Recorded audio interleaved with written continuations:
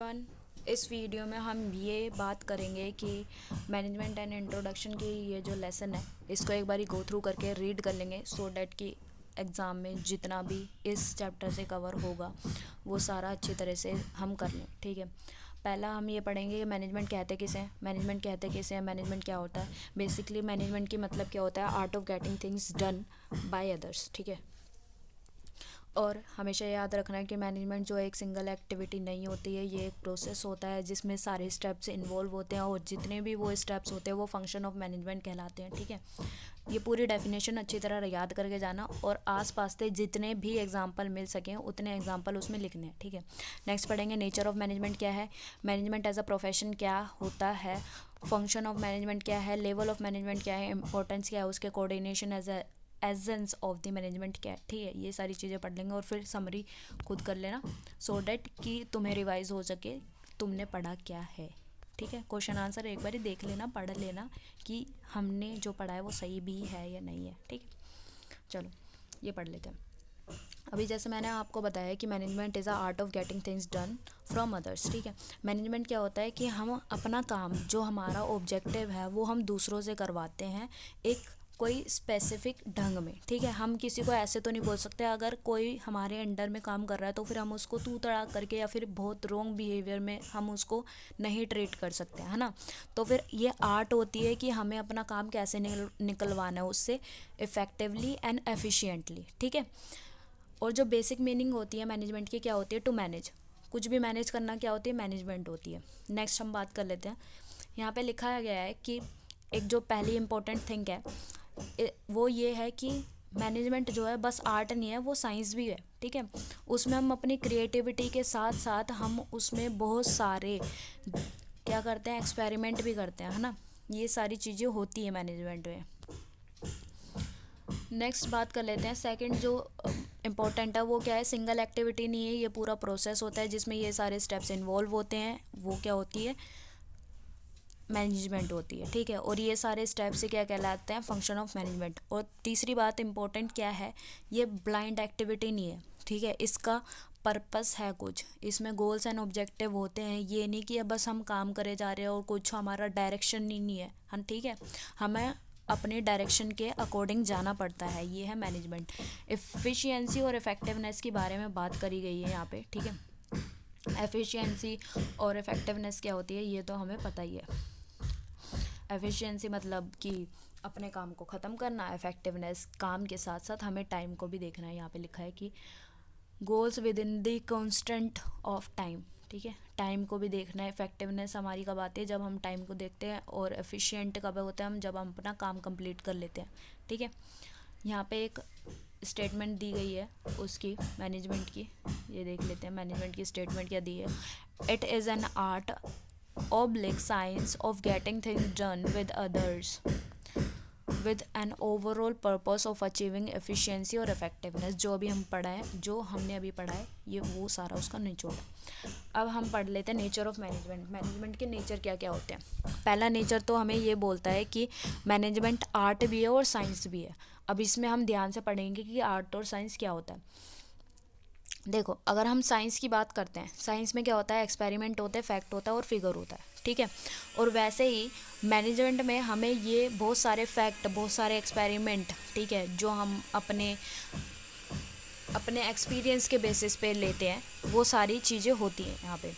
The goal of the science is to achieve the perfection, the outcome of the science so perfect and universally accepted and applicable. Science क्या होता है, applicable भी होता है, accepted भी होता है, यूनिवर्सली। ठीक है, तो फिर हम इससे कह सकते हैं कि भाई ये साइंस है। और अगर हम आर्ट की बात करें तो आर्ट में क्या आ जाती है कि थिंकिंग आ जाती है, क्रिएटिविटी आ जाती है, इमेजिनेशन आ जाती है। तो फिर इसलिए हम आर्ट और साइंस दोनों कह सकते हैं मैनेजमेंट को। ठीक है, नेक्स्ट पे बात करते हैं। मैनेजमेंट जो है एक पूरा प्रोसेस होता है, ये नहीं कि एक सिंगल एक्टिविटी होती है।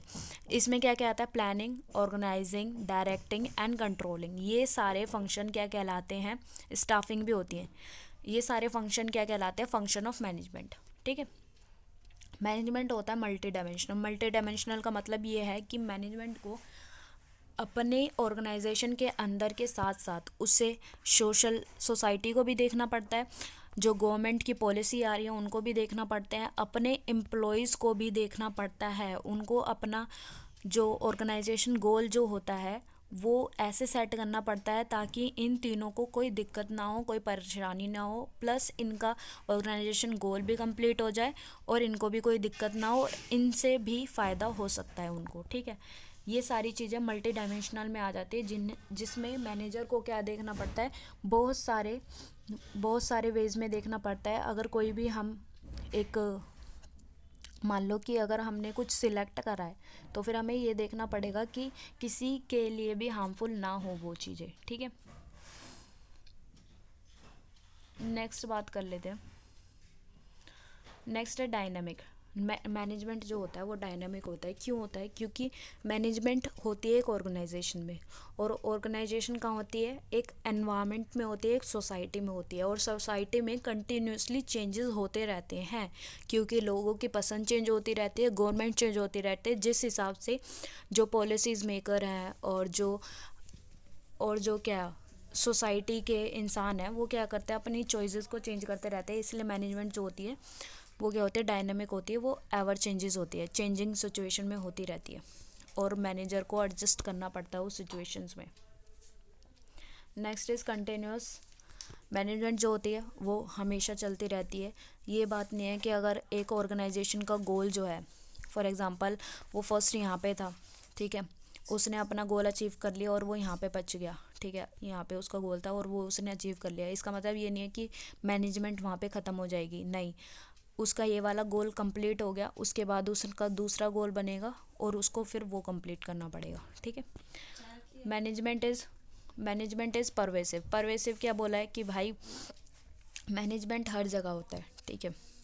Management is present and needed everywhere, started from the individual to a group to a community, ठीक है। ये हर जगह होता है। हम अपने घर में भी देखेंगे ना तो हमारे घर में भी मैनेजमेंट दिखाई देगा कहीं ना कहीं, ठीक है। मैनेजमेंट परवेसिव होता है। नेक्स्ट है गोल ओरिएंटेड होता है।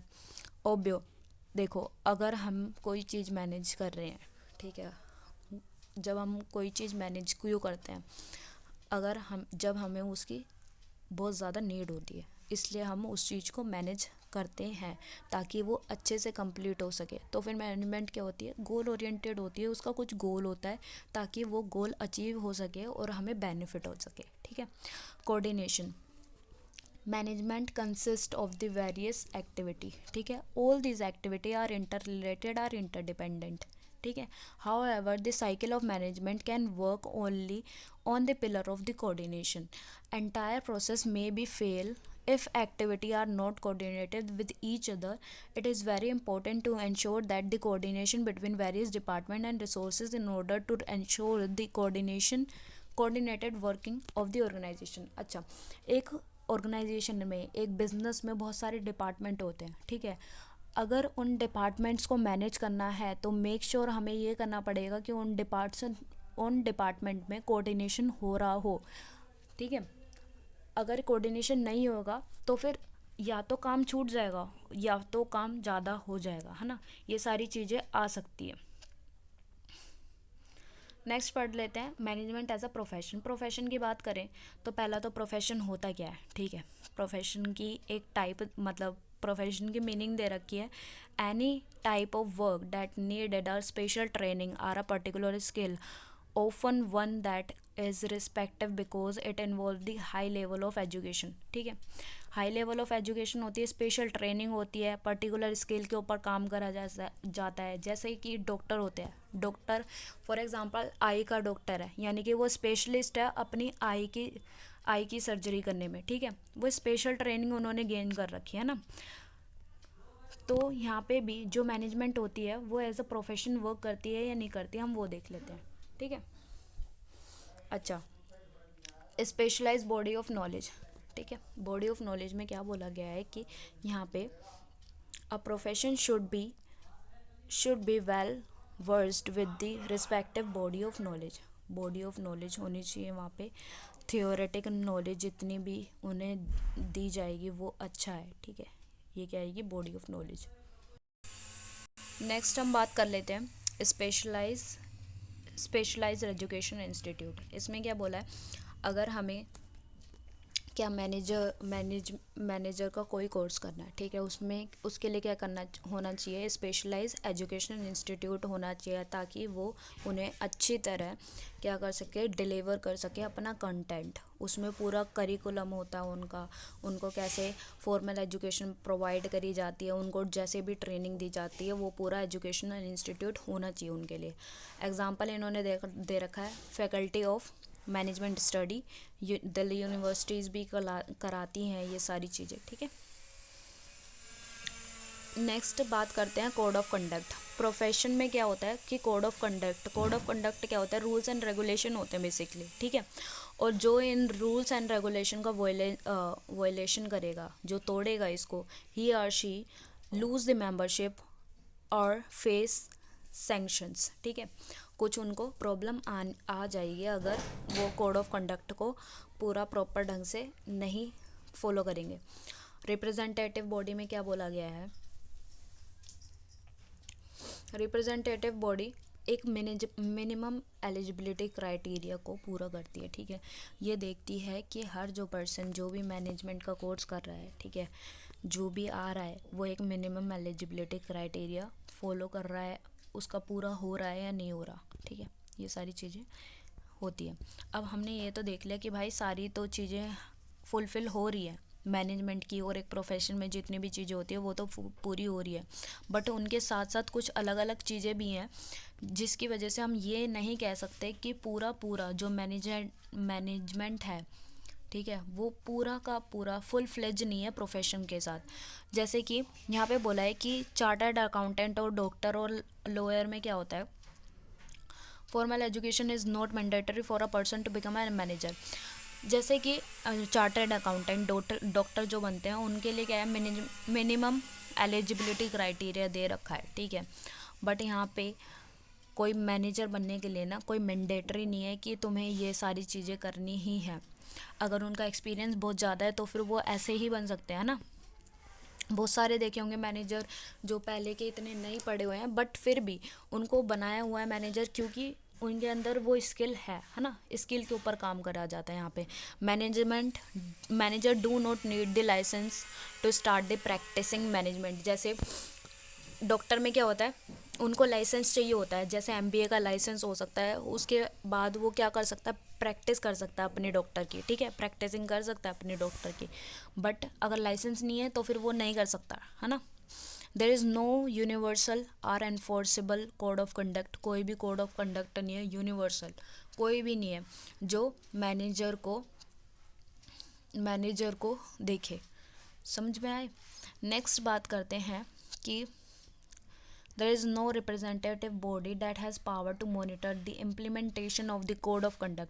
अगर कोड ऑफ कंडक्ट यानी कि रूल्स एंड रेगुलेशन दे रखे हैं तो फिर ऐसी कोई रिप्रेजेंटेटिव बॉडी है नहीं जो उसके इम्प्लीमेंटेशन को देखे कि कोड ऑफ कंडक्ट कैसे इम्प्लीमेंटेशन हो रहे हैं और उनकी मोरल मिसकंडक्ट है या नहीं है। ये सारी चीज़ें देखने के लिए कोई है नहीं, तो फिर इसलिए हम क्या कह सकते हैं कि मैनेजमेंट जो है वो फुल फ्लेज नहीं है प्रोफेशन से।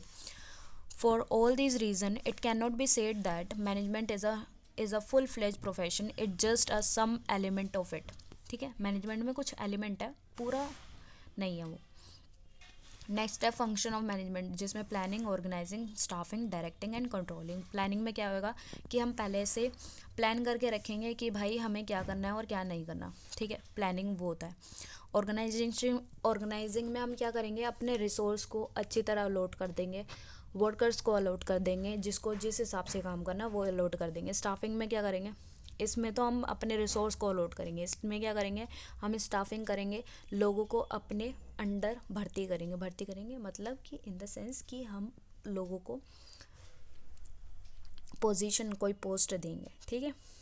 ये स्टाफिंग हो गया। स्टाफिंग में लोगों को अपने ऑर्गेनाइजेशन के अंदर लेके आएंगे, ठीक है, और उनको डिफरेंट पोस्ट देंगे उनके वर्क के अकॉर्डिंग, उनकी एबिलिटीज़ के अकॉर्डिंग, उनकी स्किल्स के according.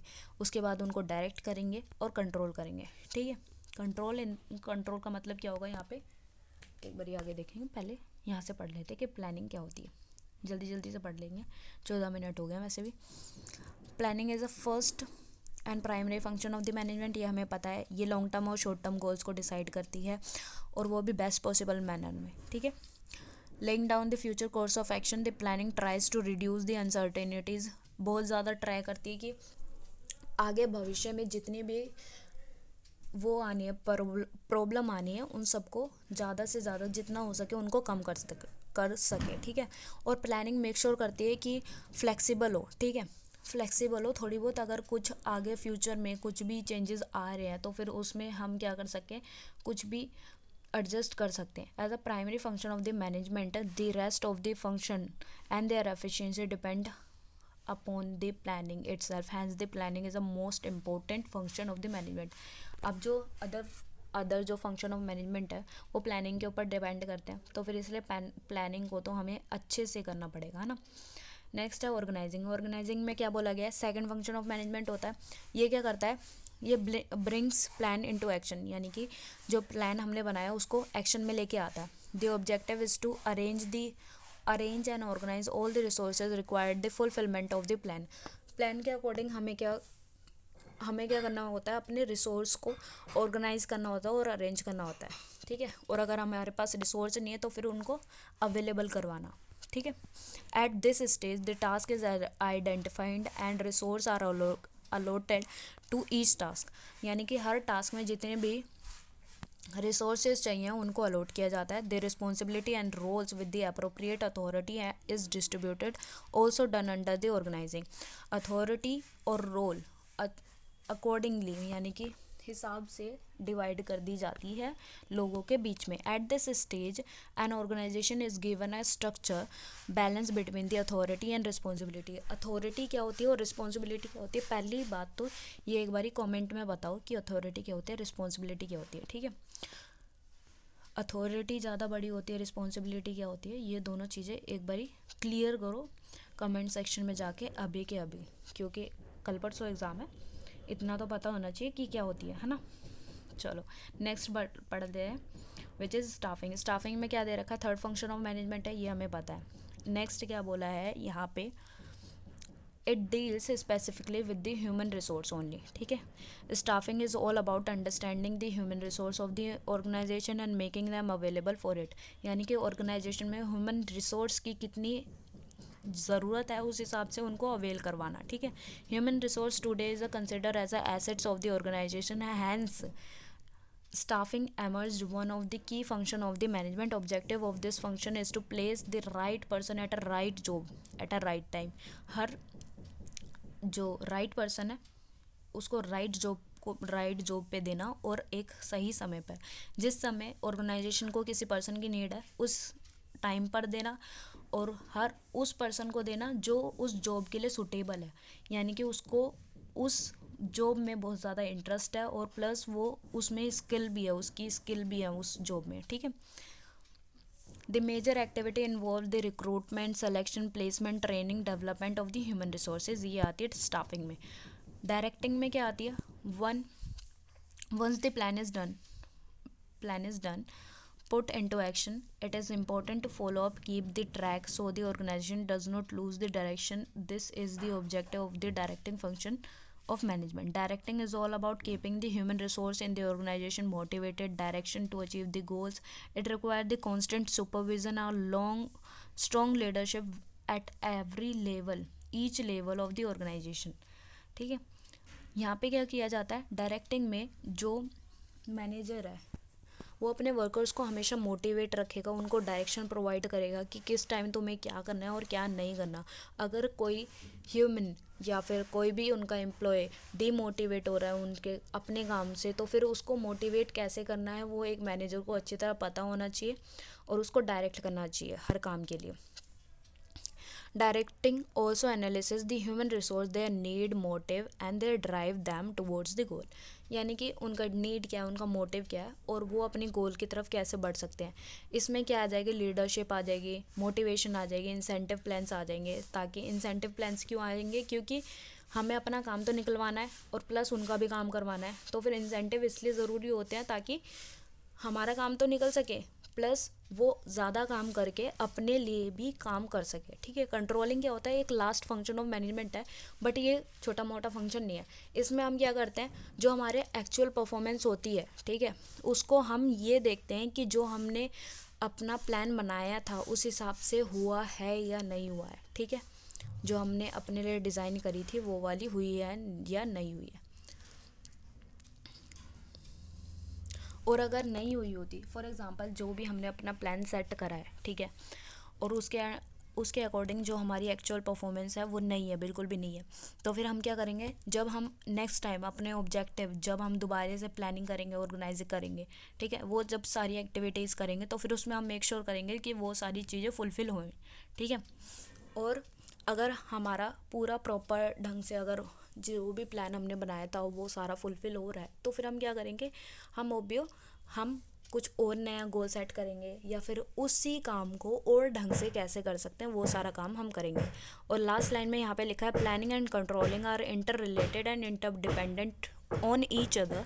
this is a controlling one cycle this is controlling in one cycle provide the base of the planning for the next cycle, ठीक है।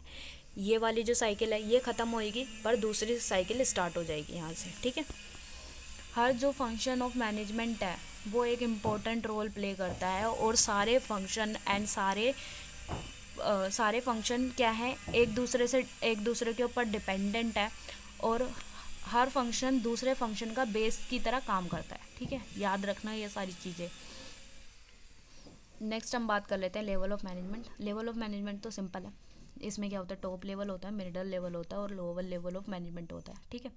टॉप लेवल में क्या क्या आ जाएंगे, एग्जीक्यूटिव आ जाएंगे, चेंज मैनेजमेंट आ जाएगा, leadership, delegation, empowerment and others आ जाएंगे। इसमें क्या आएंगे, क्या क्या काम करते हैं, ये सारे काम करते हैं, ठीक है। Problem solving, team building, talent and the performance management and others, emotional intelligent and training monitoring, ये सारी चीज़ें करते हैं, ठीक है। ओके, इंपॉर्टेंस ऑफ मैनेजमेंट एक बारी पढ़ लेते हैं। इंपॉर्टेंस ऑफ मैनेजमेंट क्या होती है, setting the objective, mission and vision of the organisation. Management क्या हेल्प करती है, उसका ऑब्जेक्टिव सेट करने में, उसका मिशन सेट करने में, उसका विजन सेट करने में। विजन क्या होता है, किसी ऑर्गेनाइजेशन का जो टैगलाइन होती है वो विजन होता है उसका, ठीक है, यानी कि लॉन्ग टर्म गोल क्या होता है उनका। नेक्स्ट बात कर लेते हैं प्लानिंग एंड कंट्रोलिंग। प्लानिंग और कंट्रोलिंग क्या होती है, मैनेजमेंट से हम अच्छी तरह प्लान भी कर सकते हैं और हर चीज़ को कंट्रोल भी कर सकते हैं। The management not establish the objective of the organization but also the develop plan in order to achieve the organization success. Without proper management the organization can not achieve its objective. The decision related to what to do and is to be done and who is to be taken by the top management in consultant with the middle level of management. Proper planning, coordination and control are the essential ingredient for the success of the organization.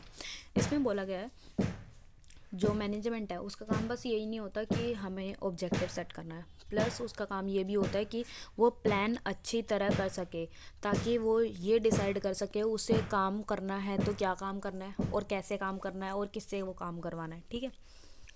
Next बात करते हैं हम effective utilization of resources. Plan जो management है, ठीक है, management play an quite essential role in directing their human resources, financial resources and physical resources, the most productive activity or business. Proper allocation of the resources is imperative for the earning of the greater rate of return. यहाँ पे बोला गया है कि अगर हम अच्छे तरह से अलॉट कर देंगे रिसोर्स को, ह्यूमन रिसोर्स हो चाहे वो मटेरियल रिसोर्स हो, अच्छी तरह अलॉट करेंगे तो फिर हमारी इफेक्टिव यूटिलाइजेशन ऑफ रिसोर्स हो जाएगा, हम अच्छी तरह यूटिलाइज कर पाएंगे हर रिसोर्स को। नेक्स्ट बोला है कि stability and the growth of the organisation. Management help करता है अगर कोई नई ऑर्गेनाइजेशन है तो फिर उसको स्टेबल करने में, ठीक है, यानी कि उसका एक तरह से उनको रोकने के लिए कि हाँ तुम मार्केट में रह सकती हो। मैनेजमेंट क्या करती है, एक तो हेल्प करती है स्टेबल करने में, ठीक है।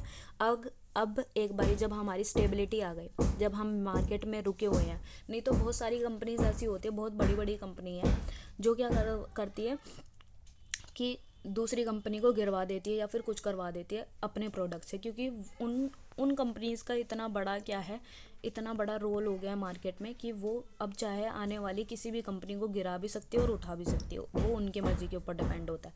अगर उनको कॉम्पिटिटर लग रहा है तो फिर वो डेफिनेटली उन कंपनीज़ को गिरा देती है। बट जो मैनेजमेंट है, अगर अच्छे से मैनेजमेंट किया होता है तो फिर वो स्टेबिलिटी आ जाती है कि भाई स्टेबल हो सके ऑर्गेनाइजेशन। अब एक बार स्टेबल हो गई तो फिर हम क्या कर सकते हैं, ग्रोथ कर सकते हैं अपनी ऑर्गेनाइजेशन की। नेक्स्ट बात करेंगे डेवलपमेंट ऑफ इंडिविजुअल की डेवलपमेंट हो सकती है। इंडिविजुअल की डेवलपमेंट क्या होगी, हम जब किसी ऑर्गेनाइजेशन में जा रहे होते हैं तो फिर हमारा कुछ अपना पर्सनल गोल भी होता है, ठीक है। ऑर्गेनाइजेशन गोल तो होता ही होता है, पर्सनल गोल भी होता है। तो फिर मैनेजमेंट क्या करता है, जो हमारी स्किल्स हैं उसके अकॉर्डिंग पहला तो हमें उस काम को अलॉट करता है, ठीक है। और अगर हमें उस चीज़ में किसी भी चीज़ में नॉलेज नहीं है अच्छे से, तो फिर हमारी क्या करता है, हमारी ट्रेनिंग करवाता है, ठीक है, अच्छे से हमें डायरेक्शन प्रोवाइड करता है। इससे क्या होगा, ह्यूमन का डेवलपमेंट तो होगा ऑब्वियस बात है ना। पहला क्योंकि उनकी स्किल डेवलप हो रही है, ठीक है, उनको मोटिवेशन मिल रहा है, वो अच्छे तरीके से काम को परफॉर्म कर रहे हैं, ठीक है। ये सारी बातें आप लिख सकते हो। कंट्रीब्यूशन टू द सोसाइटी को कैसे कंट्रीब्यूट करते हैं कि जब एक ऑर्गेनाइजेशन किसी सोसाइटी में काम करती है तो उस टाइम पे क्या होता है, वो ऑर्गेनाइजेशन एक सोसाइटी में भी बहुत बड़ा रोल प्ले करती है। फॉर एग्जांपल, अगर एक ऑर्गेनाइजेशन बनी है एक सोसाइटी में तो फिर उसमें क्या होगा, पहला तो वो प्रोडक्ट प्रोवाइड करेगी, ठीक है। दूसरा बहुत सारी फैसिलिटीज़ भी देगी। अगर एक ऑर्गेनाइजेशन बनी है तो फिर उधर रोड तो बहुत अच्छे बनाए जाएंगे ताकि जितने भी रॉ मटेरियल है उधर वो अच्छे से पहुंच सके।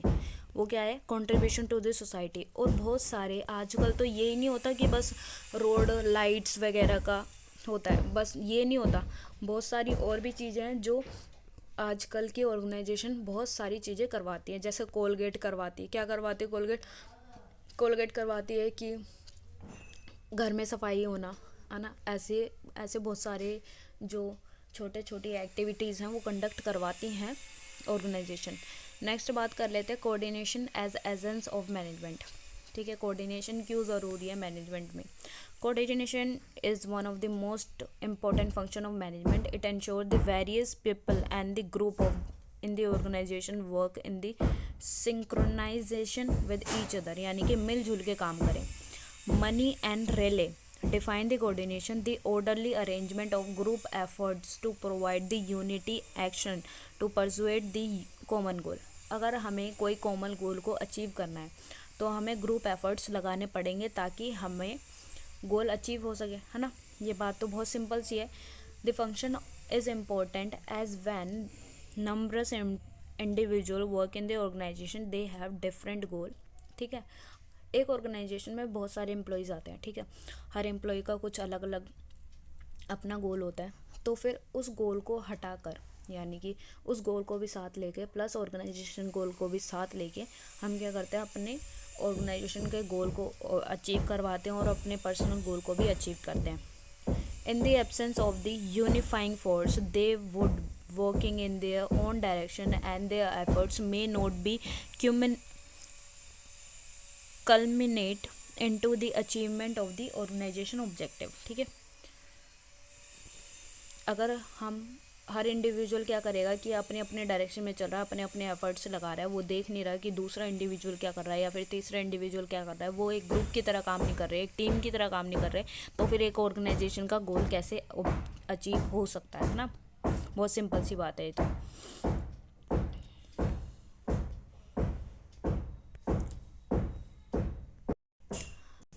is coordination